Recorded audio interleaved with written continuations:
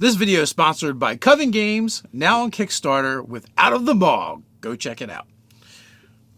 Do you agree or disagree that Nerdarchy is sellouts? Well, also, what do you think our price is? Everyone has a price. I'm Nerdarchy Ted. And I'm Nerdarchy Dave. Welcome to Nerdarchy, for nerds by nerds. All right, so what's the topic for today? Well, for today, it's kind of a response to a comment we've gotten, and I'm pretty sure we've gotten other ones. It's on the YouTube channel. It's a public comment, so I feel perfectly confident putting it up here, as well as reading it and the username. So we have a comment by RCV9988. Nerdarchy, I know this is your business. My worry is that you will cease to be honest about your reviews in order to not piss off Wizards of the Coast. I hope that never even happens. Wizards of the Coast can crush you. I get it if you stray from the collective. So that's the inspiration for this video. I figured we would address it, and sure. Hence, is Nerdarchy a sellout? For enough money, maybe. But we're not there yet because, full disclosure, Wizards of the Coast has never paid us a freaking dime. Right. They send us free product that we mostly give away. Mm-hmm. So I guess the thing is, I've been playing Dungeons & Dragons since 1E. You've been playing since 2E. We played every iteration of the game up until 5th edition. Mm-hmm.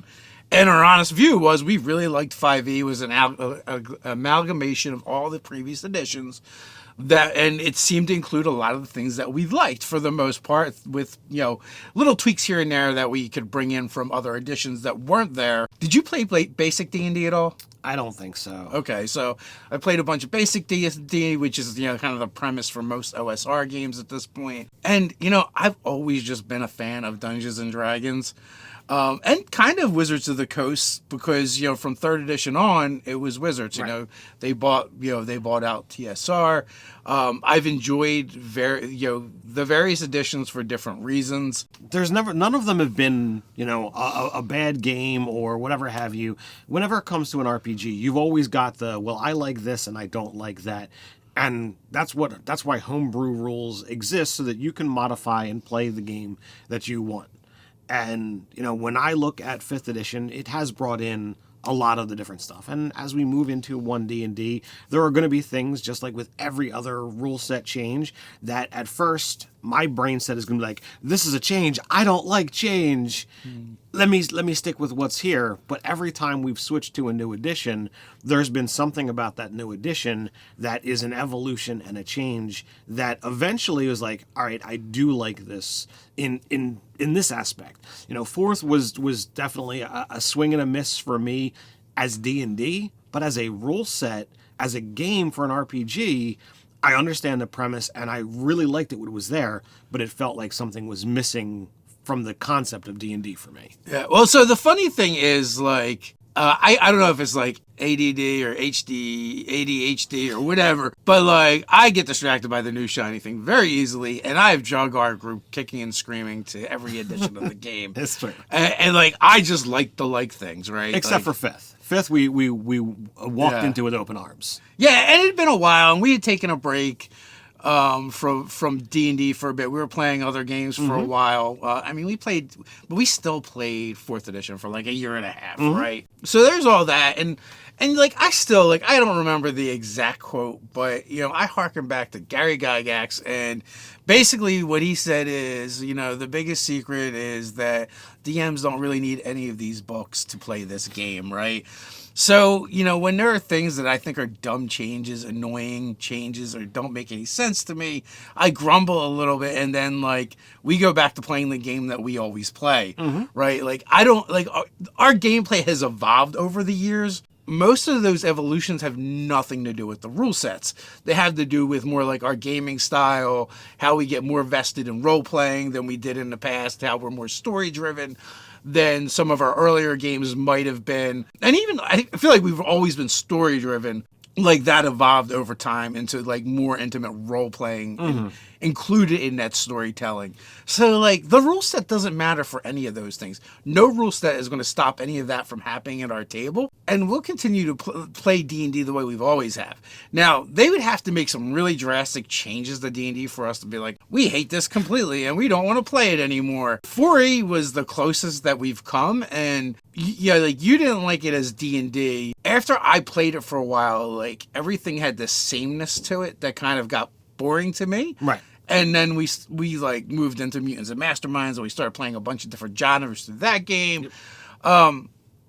So like 1D&D, we're gonna check it out and then decide whether we like it or not. That's basically how it works. So wrapping back into this user's point about honesty, here on the channel we've always been honest. We're not going to just be like, oh, let's talk about this because this is the big thing. Where normally our thing is we're gonna do our thing, we're going to give our opinion, and it's always going to be... Well, that's partially true, because I will say we are talking about 1D&D because it is the new big thing, but also because we're interested in, like, what are they going to do with D&D? Where are the changes? Right, well, but everything we say here is honest. We're not making shit up just to, get... likes or watches or what have you. Look at our view counts lately. It's certainly, if that's what we're doing, it's not working. So, we're going to be open and honest. And, like, there's definitely things that we've talked about, in the past, Unearthed Arcana, as well as, some of the 1D&D stuff where it's like, all right, we don't like this direction, or we don't like these particular changes. It doesn't fit the style of gaming that we prefer. And, it's out there. You want to talk about the Unearthed Arcana changes for races that's moved into, or species now, that's moved into like the new vernacular of you just assign your stat points wherever you want, whether you want 3+1s or a +2 and a +1. And that's not a direction that I like. I think that moves away from the diversity of what races are supposed to be, makes it easier, like, oh, well, you can now power game any race class combination that you want and assign the stats as you see fit. Yeah, everyone now is kind of like a spray painted human with pointy ears. Yeah, or not pointy ears, and it's kind of like something we've talked about, throughout all the videos. I'll actually like peel back the curtain a little bit about Nerdarchy, right? First of all, one, we like to talk about things we actually like and enjoy. Like if you want videos where people just hate on things, go to a different channel. Yeah, there's plenty of them out there. Right? That's just not our jam. First of all, that's one thing. Two, we don't maybe use the books the same way a lot of other people do, is what I gather. Like, we rarely ever run pre-written material. Even pre-Nerdarchy, we would buy books that we know we're not going to use just because we want to cherry pick this little tiny section.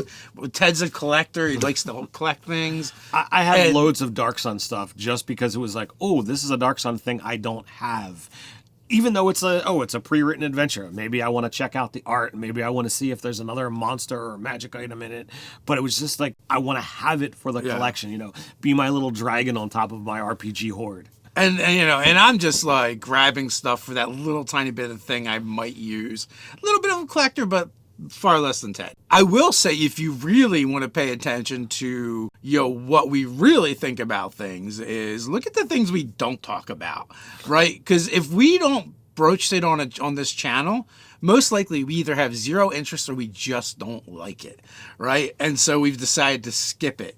I guess there is value to you guys as consumers if we bring something on, review it, and hate rant on it. Like, we don't really even care to go that deep if we don't like it. To be honest with you, it's like, I've already begun reading this and I don't like it. I don't really want to read the rest of it just to tell you guys how bad it is or whatever. I guess maybe in that way we're doing you guys a disservice, right? But there are plenty of channels where you can get those reviews on something that, say, we don't talk about. You can just go to another channel and be like, what is How to Be a Great GM have to say about this? Or, Jacob from XP to level 3, or Dungeon Dudes, or whoever else is looking at stuff. Because there's so many great content creators out there. If we don't cover something you're interested, look for one of those and see what they say about it. And if they're hating on it, right, maybe we hated on it too. So much so we didn't even bother to talk about it. There's plenty of videos out there that are all negativity and hate. And that's not a direction that, I personally feel warrants going in, bringing that kind of energy.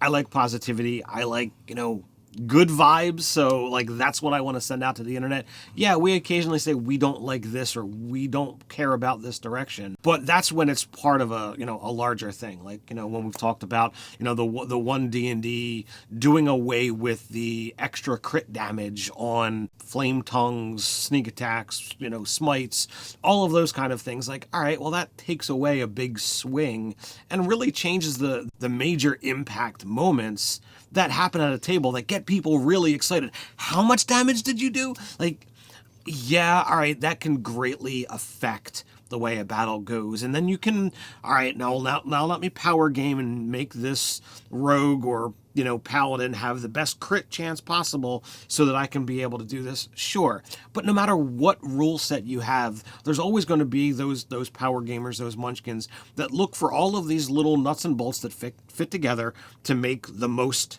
whatever. And also, that's just like a fine-tuning thing, right? Like, if they make changes like that to the game, and we're just like, oh, we just won't use that, right? Like, and that's always how we played. Right. And like the same thing with spells. If you've got an attack roll, why can't it crit? Oh, because it does so much damage, and that makes the thing swing, and then it's outside the spectrum of how much damage something could possibly do. Well, you know what?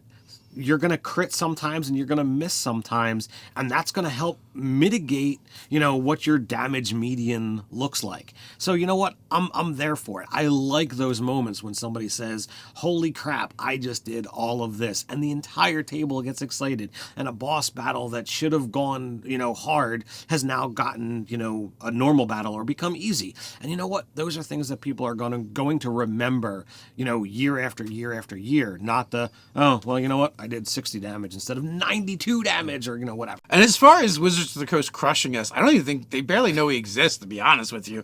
Like, they're so wrapped up in streaming and streamed games, they really don't pay much attention to YouTubers, even though it's, YouTubers actually bring way more views and attention to the game than streams ever could, right? Like, there's, outside of Critical Role and a couple other really highly watched streams, most of them don't get that many views, and they don't have that many people watching live, where for us, we put up a terrible video and it does 1,000 views. Or, you go watch a video from, Dungeon Dudes or XP to level 3 and it's like hundreds of thousands of views, if not millions, right? Right. So there's not even a comparison. So they have this weird hang up where they only really focus on streaming anyway. And that's a loss for the YouTube community. There's no easy way to kind of bring that attention, to Wizards.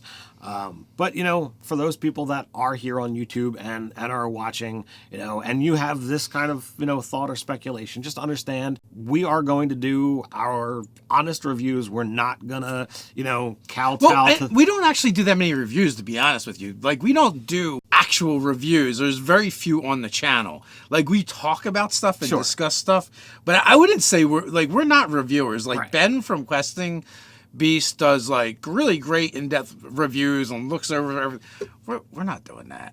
Well, I meant in regards, because this is specifically calling out to one D&D, and because that is a hot button topic, and it will be for, the next year or more, we're going to keep talking about it, and we will keep talking about, the things that we want to talk about, and, there are going to be some things that are like, all right, well, I don't care for this direction, or, some things are going to be like, well, this is awesome, so, you're going to get both sides. Yeah.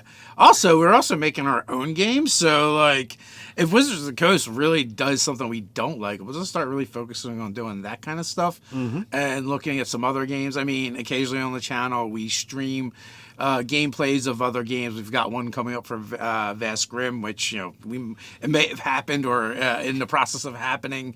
Once this video goes live, we've done some of our own games on the channel. We've talked about games, and even then, I guess they're review-ish, but it's just us talking about things that we like and what we play. And at the end of the day, remember, everything we we say on here, they're just our opinions, right? Like everyone has their own opinions. We don't think our opinions are any better than any of yours out there. Take it with a grain of salt, and always understand, no matter what YouTuber's doing or influencer or content creator, yes, there is like a financial motivation. At the end of the day, we don't receive money from Wizards of the Coast, so there really isn't much financial incentive there. Now, if they started throwing money at us, then maybe, but that hasn't happened yet, so you guys are safe. We were sponsored by D&D Beyond for years until Wizards of the Coast took over, and then we were cut off.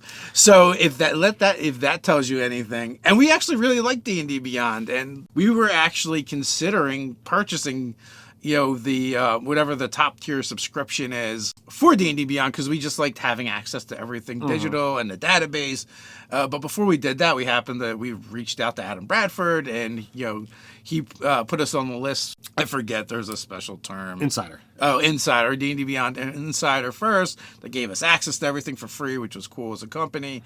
And then we began working with them in a professional capacity. But again, it was something we liked. I liked when they did the D&D Insider tools for 4th edition, and I could digitally do everything on my computer, right, as opposed to breaking out the books. So it was definitely a lot easier to have that thing to be able to all right, especially because you had the cards and you literally had the tap mentality. I don't know what the terminology was used, but okay, I use this ability, for the encounter or for the day, and it's now turned to the side. I can't use it until I rest, whatever. Yeah. I don't know. Take it with a grain of salt.